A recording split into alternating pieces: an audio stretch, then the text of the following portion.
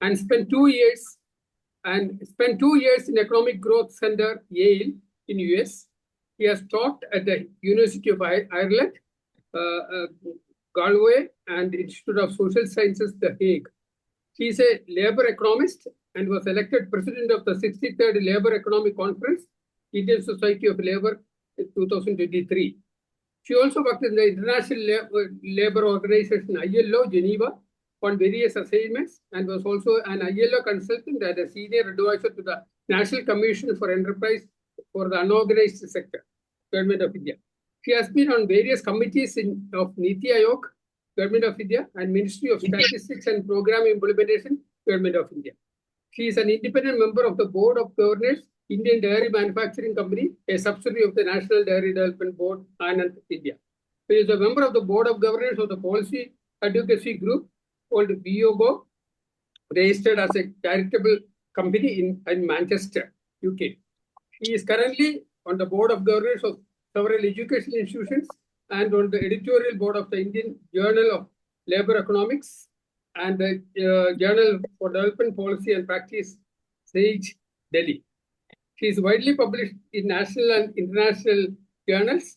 She is the author of 7 books. She has her latest book on women entrepreneurship in Indian middle class was published by the Orient Black Swan, Hyderabad, in 2021. Her husband, Professor Rakesh, was a professor in IIM Ahmedabad for over 36 years, and recently he has retired.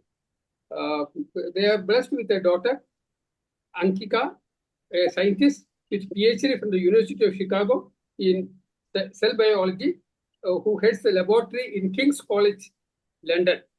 And her husband, her son-in-law, is a patent attorney in the corporate firm in London. She enjoys writing blogs, ebounni.com, on travel and book reviews, etc. Incidentally, she is the sister of Dr. Jason, senior pediatrician at Kunjalus and later at Aster. And my wife, Leda Kurien, is her first cousin. And her father and mother were staying in Kaidali apartment for many years. They are no more now. And over to you, Molu. Thank you. Thank you very much, Modi, for that introduction. And thank you, the Rotary Club of Cochin, for inviting me to speak on something that I really, really appreciate and have enjoyed being at the Institute of Rural Management, Anand, where I learned a lot about Dr. Verghese Kurien, who we consider the Milkman of India. And I'm very happy to talk about the story of AMUL. Can we move to the next slide? Sorry, I don't have the control. I'll talk about fine, just leave it there. So the genesis of AMUL, how did AMUL come into being? So before AMUL, there was Paulson. I think many of you who are a little more aged can remember the Paulson butter that we used to consume. So that was created in 1920, the Paulson Dairy, by a Parsi businessman called Pestunji Edulji. And he pasteurized milk. The dairy was in Anand, which is in Gujarat. And he pasteurized this milk and he was sending it to the Bombay, which was the major demand was coming from Bombay, the Bombay Milk Scheme. In 1945, the Kheda district, where Anand is located, was the major source of milk. He had persuaded the government officials to allow only Paulsons to procure milk from Kheda, and his wish was granted. So he monopolized the market for milk, he raised the prices of milk, and he gave a very poor deal to the farmers, livestock owners. One would need to mute their... Somebody from AMUL. Can I request everyone to please mute your mics? Thank you. Right. In 1946, Sardar Patel, known as the Iron Man of India, he urged the dairy farmers to organize milk cooperatives and get control of the resources because they were being squeezed by Paulson. He assigned Morarji Desai to coordinate this effort. And Morarji Desai found Tribhuvan Das Patel, who was a freedom fighter and a district Congress committee member, a vice president, to coordinate this effort. Paulson, the cooperative tried to supply the milk to Bombay, but Paulson's was a very strong hold on the Bombay milk supply, and they were not able to get it. So the cooperatives, the members of the cooperative, the farmers, they went on a historic 15-day strike. And what they did was they took all the milk, collected all the milk, and they just poured it out into the streets. And not a drop of the milk reached Bombay or reached Paulson. So the Bombay Mill Scheme then realized that the strength of this union, and so they agreed to take the milk from the cooperative rather than from Paulson. So in 1946, December, the Kheda District Cooperative Milk Producers Union was registered, and this later on grew to become AMUL and the AMUL brand that we know so well. Now, Dr. Verghese Kurien arrived in Anand in 1949. He, on 13th May, it's very interesting, it's exactly 77 years before today, the 13th of May. Dr. Kurien had received a government scholarship to study dairy engineering in Michigan State University in the United States. However, he had no interest in dairy. So he went there and he studied metallurgy and nuclear physics, actually. But then he took some courses in dairy engineering because that was mandated, and that is for what he had got the money. In 1948, he received his master's degree in metallurgy and nuclear physics. When he came back to India, he was under a bond to the government of India because of his scholarship. So he was sent to Anand, where there was a research creamery factory. Kurien had no intention of staying in this sleepy town of Anand. And he was just waiting to finish his bond with the government and go away for his scholarship.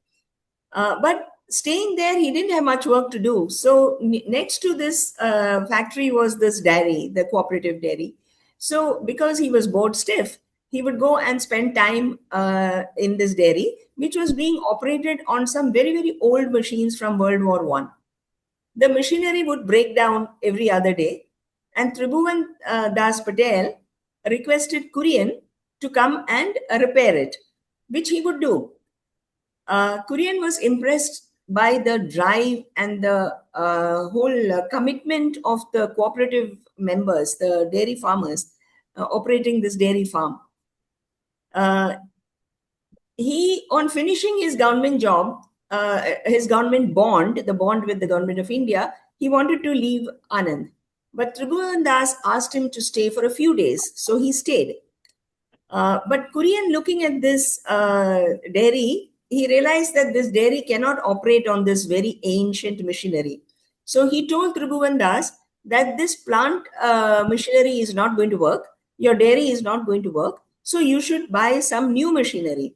Now, new machinery is very expensive, but Tribhuvan Das was a very enterprising person.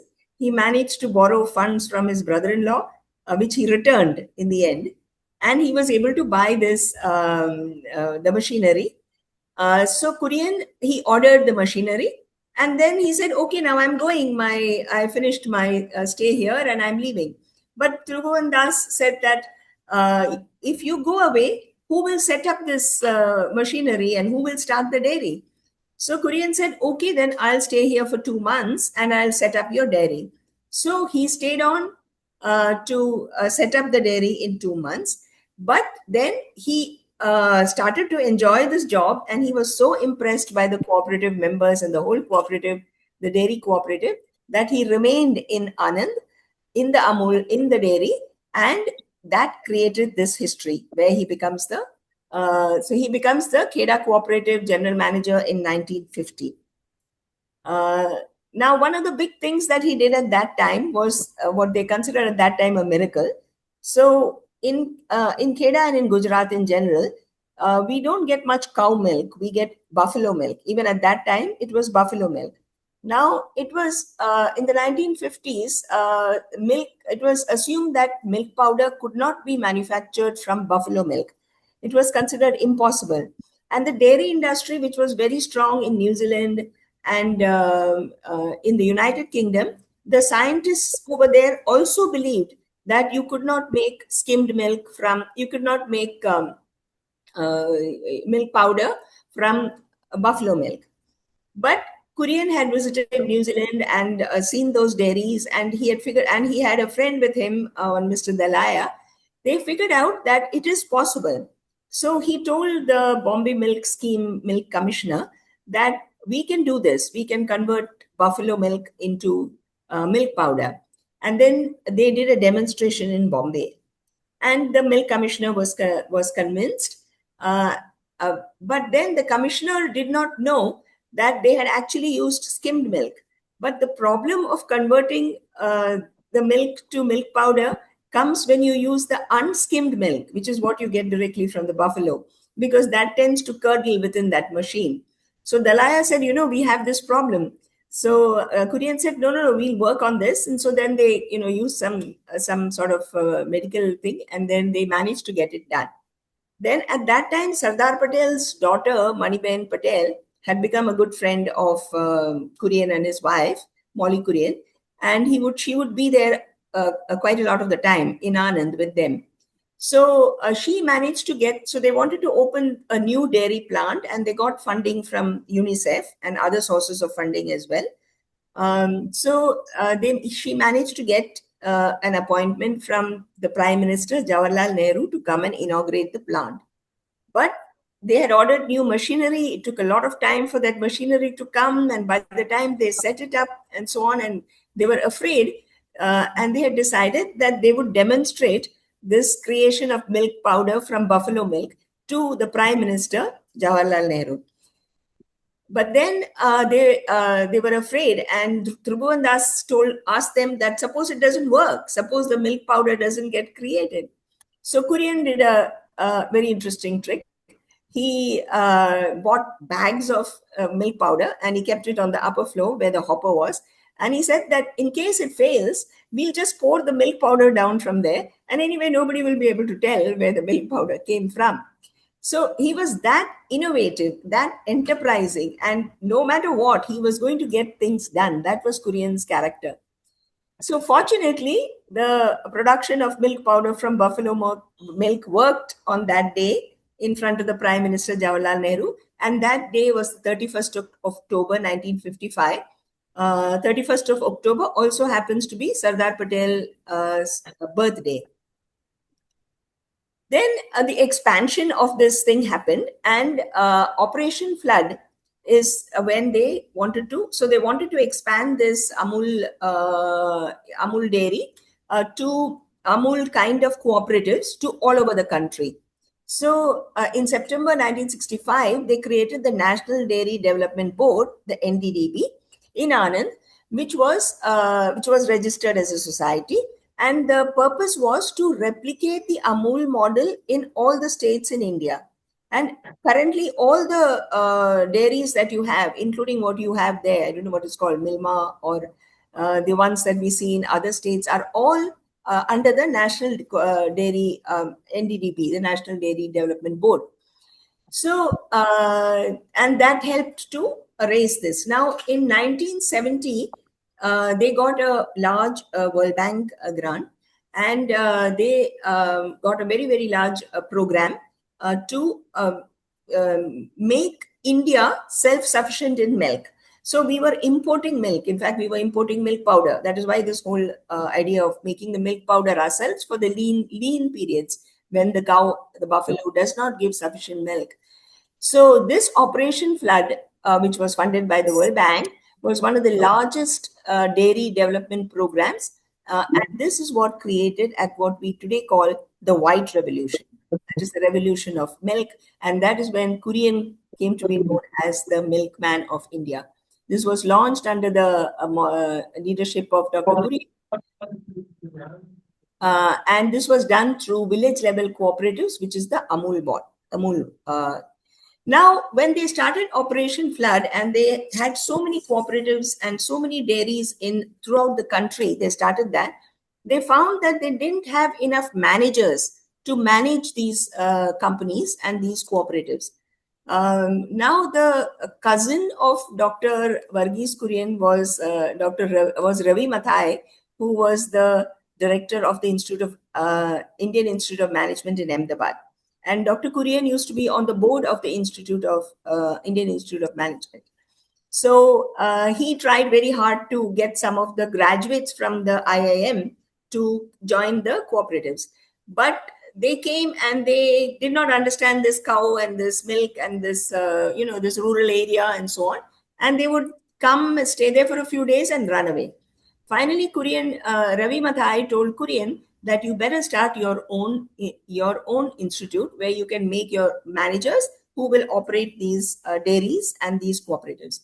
So during the time of the Operation Flood, this thing dawned on them, and they started in 1975. The Institute of Rural Management, Anand, started IRMA. This is where I was the director, and what you see here is a photo of the chairman of the National Dairy Development Board, Dr. Amrita Patel, and the chairman of the Gujarat Marketing Federation, which is the AMUL brand, Mr. R.S. Sodhi.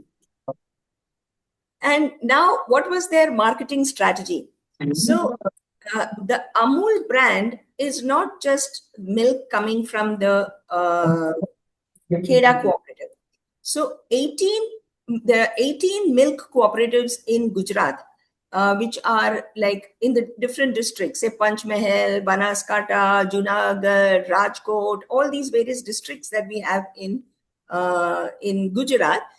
They all came under one banner, and they were all decided to sell their products under the brand name of AMUL.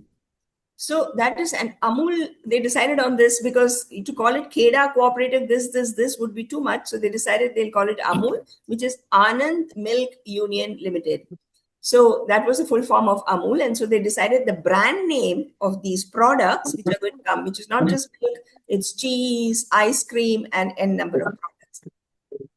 So what this diagram, I don't know whether you can see it. So the cooperative people, the farmers give the milk to this village dairy cooperative. The cooperative gives the milk to the district milk union. The union gives it to the state federation, and then it is sold in the market. The money comes back to the federation, and the federation distributes this money to the farmers in terms of bonus, in terms of they also use it for marketing. They use it for veterinary services for the cows, for the buffaloes. And so a large number of things are then taken care of for the animal husbandry industry by the marketing federation through this money which is coming to them. And the farmers, because this is a cooperative, are able to get a larger share of the price of the product comes to them, rather than in the case of Paulson, where 80% of the profit would go to Paulson's. So this is the model of the dairy cooperative.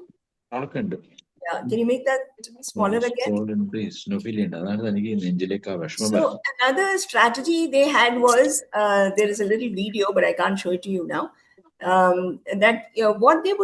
What AMUL has done is they had their marketing techniques were unique. So one of the marketing techniques was they would just create small batches of products. Like, for example, they had, various products of different types of sweets, Shrikand. They would just launch it into the local market. And then some person going into the grocery store would randomly find these products, and they will put it up on their social media handles. And that would become their marketing channel. If it worked, they would launch that into the market. If it did not work, they would just crush that product there. So it was a kind of a really unique thing, which, where the amount of money they had to spend on this thing was much less. And that is how AMUL has been able to bring out a lot of products. So locally in Gujarat, we get a lot more products of AMUL than you get in other parts of India, really. So, yeah. The The other marketing strategy they had, which we are all familiar with, is this so-called Amul girl. Somebody has his Sorry, can you could you please mute your mic? Please mute. Rafiq Mohammed. Can you please mute your mic? Host, you mute everybody. Right. So the other marketing strategy is their advertising strategy, which is the Amul girl. So utterly butterly Amul was the slogan that they had.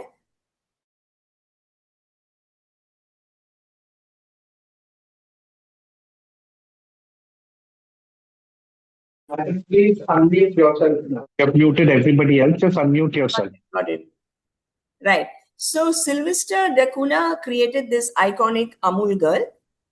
She's a mischievous looking girl. She wears a white polka dot dress and she has this blue hair.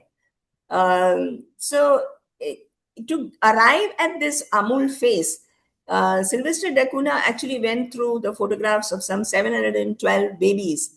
And finally, he zeroed in on this 10-month-old girl called Shobha Tharoor, who happens to be the sister of your politician Shashi Tharoor. And that was this photograph that you're seeing on the right-hand side. It is a photo of Shobha Tharoor, which was the first Amul ad. And supposedly using that face, he created this Amul girl. And how it became very popular, and even today it is very popular, they take up Sylvester Dacuna died in 2023, but before that, his son, Rahul Dacuna, continues to do this. And what he does is that he takes up they take up current events, current political events, and they make they poke fun at major celebrities and newsmakers. They take up events, and in that fashion, they attract viewership to the advertisements for Amul and Amul's products. So that broadly is the story of Amul. Dr. Verghese Kurien, I became the director in 2011. Dr. Verghese Kurien passed away in 2012. And I was able to meet him, of course, because I was there in Anand even before I became the director of IRMA. After he was an amazing person, but towards the end, he was a little bit losing his memory. But whenever I went to see him, he was very clear that I was from IRMA, and he would ask me all kinds of questions about the Institute of Rural Management, and he would sometimes forget that he is not the chairman of IRMA, and his wife, Molly Kurien, would remind him, "You are no longer the chairperson." Then he said, "Yes, of course. Yes, of course." So if you can, enlarge this last photograph. So after he passed away, we created, this one. This person sitting here in the white sari, one is me, and the one next to me is Nirmala Kurien, which is the only daughter of Dr. Verghese Kurien. When he passed away at the Institute of Rural Management, we constituted the Verghese Kurien Memorial Lecture, which is held today. And the first Verghese Kurien Memorial Lecture, which was held, we were able to get. Sorry, ma'am, 1 second. Chako sir, kindly mute your screen. Chako sir, kindly mute. I'm so sorry, madam. Kindly mute Chako sir. Right. I will end now. So the first Verghese Kurien Memorial Lecture was conducted by Swaminathan, who has the Swaminathan Foundation. He was very happy to come and deliver even though he was not very well and he was very old, but he was very happy to come in the first memorial lecture, and that continues today as a legacy.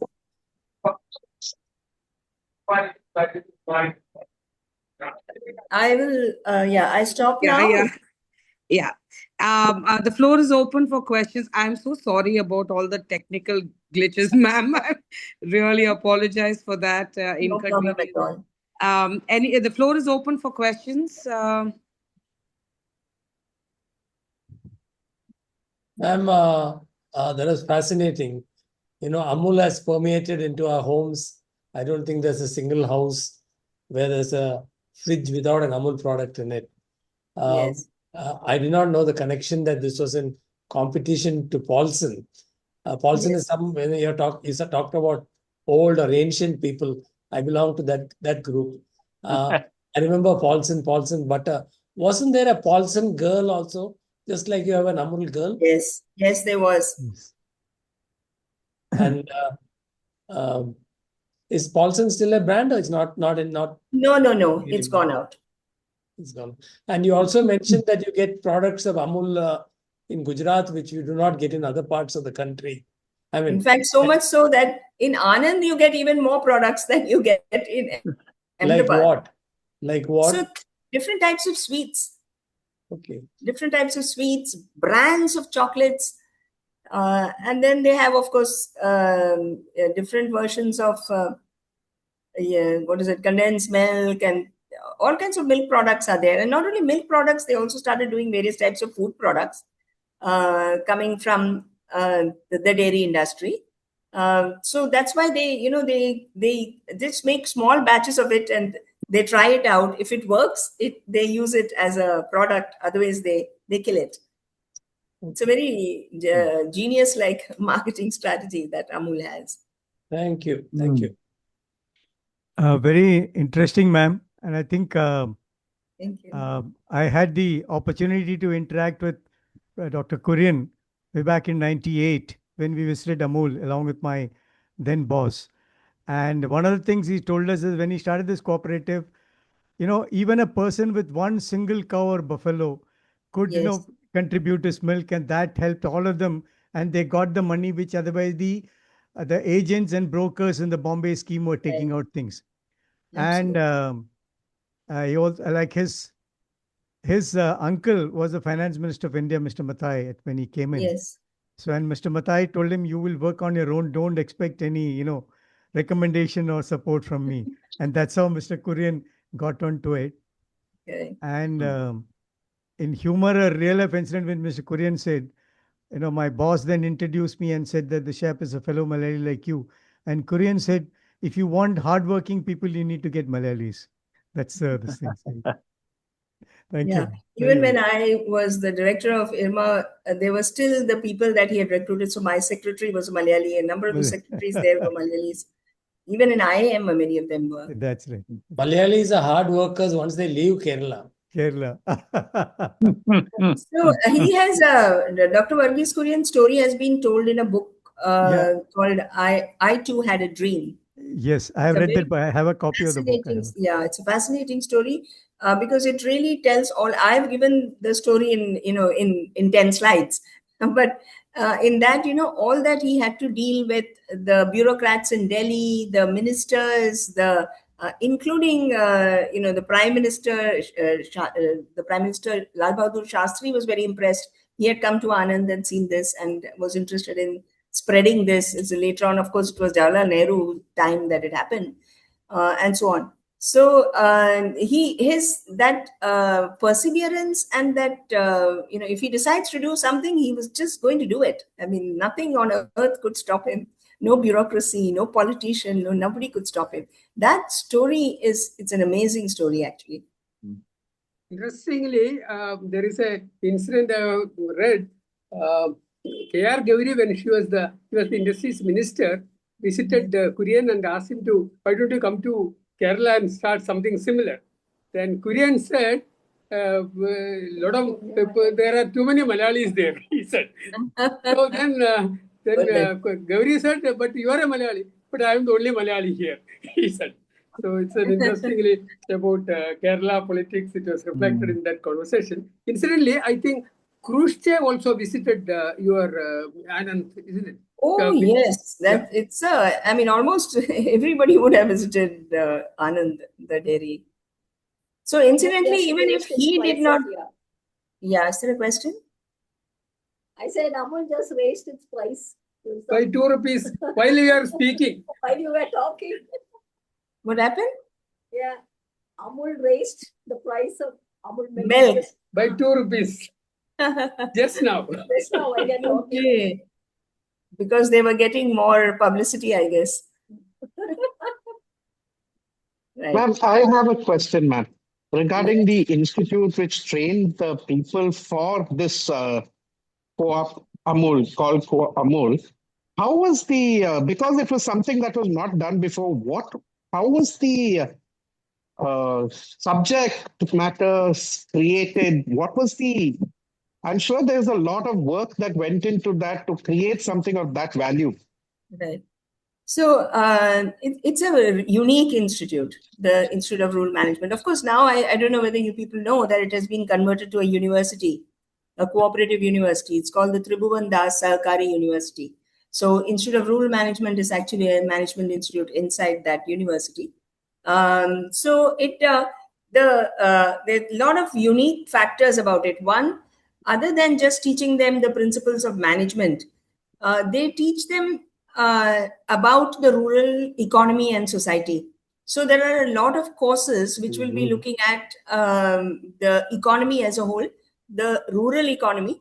And the other interesting feature is that out of the 2 years, for 6 months in 2 different segments, the students are have internships, and the internships will be in some rural cooperative or some rural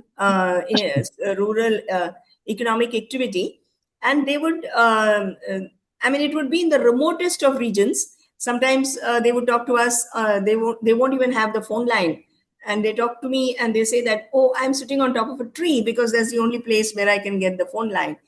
The advantage of that was these students who come out of IRMA really understand the rural markets, rural society, the rural psychology.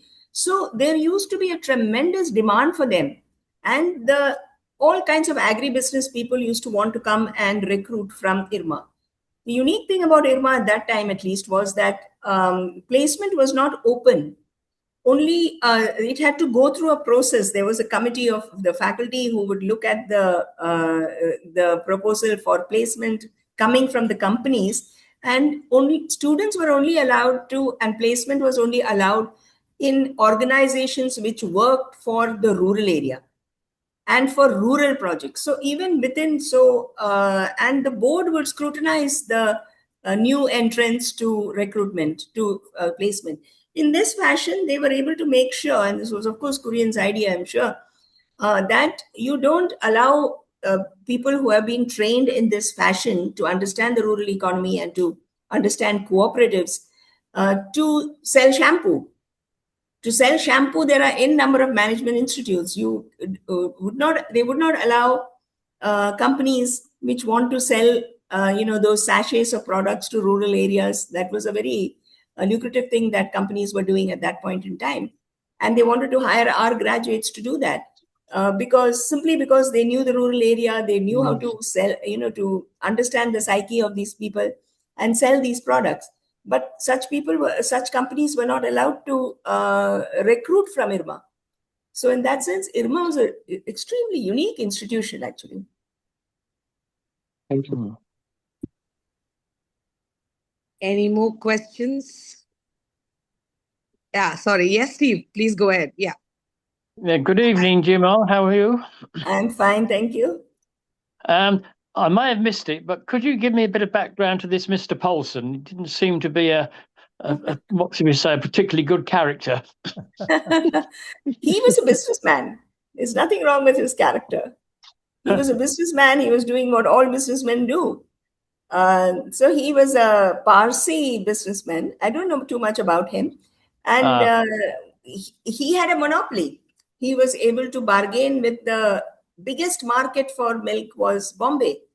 And he was able to capture that market by, developing a relationship with the milk commissioner of the Bombay milk scheme and so on.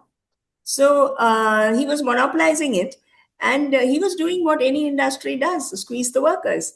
So in this case, it was the price of the milk. If you see, 80% of the price of the milk would go as profit to him. And he would raise the price of the milk, but the advantage of that would not be going to the farmers. So that is when Sardar Patel advised that these farmers should form into cooperatives. In a cooperative, even if you have every person and every organization gets only one vote, and the profits are shared among these people. So, like I said, the profits would come back to the Gujarat Federation, which was the federation of these 18 cooperative milk cooperatives, which was coming under the brand of AMUL. And it was used as bonus and dividends. All these people had shares, so they would get dividends. All the farmers had shares. They would get dividend for that. They would get bonus on that. A yearly bonus was declared. And then the rest of the money was used to improve the cattle. And the story after what I have told you just now is the chairman. I showed you the photograph of this lady, Dr. Amrita Patel, who incidentally was the daughter of H.T. Patel, who was a minister. She brought in another big, like Operation Flood. She got another very large grant from the World Bank, and it was called the National Dairy Plan. So she had the National Dairy Plan 1 and National Dairy Plan 2. The National Dairy Plan, what it did was, you see, the problem we have in India is just like our food grains and other grains. The productivity of our cattle is very low. That means per cow or per buffalo, the amount of milk that we get in a week or year or whatever is much less than they get in other countries, and particularly in New Zealand and United Kingdom or any other, even East Asian countries. So, how to increase the productivity of the buffalo or the cow? So, so they had a breeding program where they were trying to, mix the breeds. Bring in higher gene. Yes, better genes, so that they can, increase the productivity of this cattle. The other thing, they had a very clear food program, ration for the. So instead of just feeding them, it's like, we eat dal and then we don't get too much of strength, right? So similarly, if the cattle just go to the pastures, they don't get all that they need. So they make these pellets, basically, which have all the nutrients which are required for that. And then there is a particular formula as to how to create that feed. And the farmers are taught this. There's a huge education going on with the farmers as well. So in this National Dairy Plan, they worked to increase the breed, increase the productivity of the cows by working on the breeds and the poshak, meaning the consumption, what they were eating, in order to increase the yield of the milk. So it's a continuing process. It's not like that AMUL came there and they kept their mouth shut and just sat down. They're improving constantly, and they are getting this outside support. It's not that AMUL is done, all the money there is coming from the farmers. It's not. It is being funded by, even earlier it was funded by UNICEF, IRMA was funded by the Swiss Development Corporation, Ford Foundation, and a whole lot of other organizations. So even if a cooperative has to survive, it really cannot survive on the members of the cooperative, because there are a lot of rules with regard to how much of money can be put into this and so on. So this cooperative is working partly because of the National Dairy Development Plan, which then makes the effort to improve the whole industry as a whole. And that is how the farmers also gain in this process. Also, do AMUL export any of their material? Pardon? Do AMUL export at all to other countries? Yes, of course, now they do. At first, we were not self-sufficient. The whole Operation Flood was to make ourselves self-sufficient. So now all the excess milk is converted into milk powder. Obviously, you cannot, take away the milk. So milk powder, and then, the export of. And now, of course, they have opened, in the United States or in Canada, they have opened a dairy, the AMUL brand. Thank you very much for your comprehensive reply. Thank you. Thank you. Steve, also, if I add, why the Bombay lobby? Because then it was the undivided state of Bombay. It had not split into Maharashtra and Gujarat. Right. And the capital was Bombay. That is the main business hub, main business center. Right. So that is where all the people were controlling. And Yes. it's only much later that it got Yeah, split in- into two. And Yeah, in 1960, Gujarat was Yes, created. Kerala was created in 1956. 56, yeah. Gujarat and Maharashtra came into being in 1960. 60. And this is much May I speak? May prior I? to that. Hello, I'm Rajan Nair. I Yes. just think of something about Amul and Polson, just a matter of interest. The Polson brand was owned by a Parsi called Pestunji Dalal. Yeah, she said And that. She said that. you know, the full name, correct name is that. And also, he had his factory making butter in Anand, Yes. not in the area of Bombay. It was in Anand itself that he was Right, having because the the base. milk was coming from Anand. Hmm. The dairies were all in Anand at that Yes. time. So he was also Right. there. Ah. Okay. Yeah. So, if any more questions, are we good? Yeah. So, over to Secretary Gautam for the vote of thanks and closing remarks. Good evening, everyone. Ma'am, thank you so much for your time. It was such an interesting and fascinating trip through the life of Kurien sir and the culmination and creation of Amul. Thank you so much for it. I know it was only 10 slides, but I think you touched on all the key factors and you kept to your time. I know we didn't give you enough of time because I know there is a lot to be discussed in this. But thank you so much for making it so crisp and interesting. Sure. So I'm a professor, I can talk for hours at a time. And on this topic, I can speak for hours. But I had to stick to this time. So I kept it We at 10 really do slides. appreciate it, but it was very interesting. So thank you so much, ma'am. Thank you. Thank you all. To all the Rotarians, our next meeting of the Rotary Club of Cochin will be an offline meeting at Rotary Bal Bhavan. The speaker will be Nimisha Agarwal.